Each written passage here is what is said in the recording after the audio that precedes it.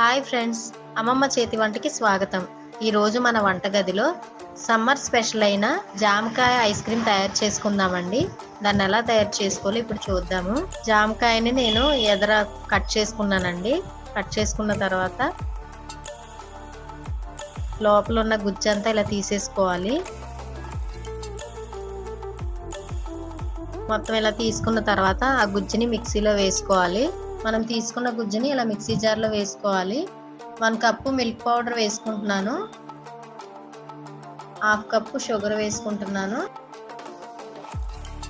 1/2 cup fresh cream వేసుకుంటున్నాను. ఈ విధంగా అయితే మూత పెట్టుకొని మిక్సీ పట్టుకోవాలి. ఇదిగోండి, ఈ విధంగా నేను మిక్సీ పట్టుకున్నాను.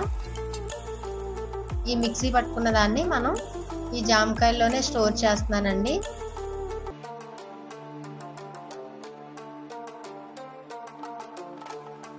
ఈ విధంగా అయితే మూత పెట్టి క్లోజ్ చేయాలండి. ఈ విధంగా మనం రిఫ్రిజిరేటర్లో పెట్టుకుందాము. నేను క్యూబ్స్లో కూడా వేసుకుంటున్నానండి. పిల్లలు ఈ విధంగా కూడా ఇష్టపడి తింటారు కదా.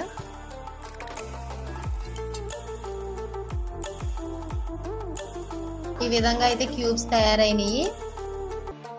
ఇదిగోండి, ఇలా జామకాయది కూడా ఇలా తయారైంది. వీటిని కూడా మనం ముక్కల కింద కట్ చేసుకుందాము.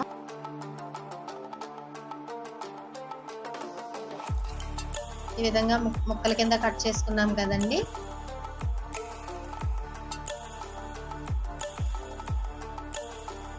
అంతేనండి, ఎంతో రుచికరమైన జామకాయ ఐస్ క్రీమ్ రెడీ అయింది.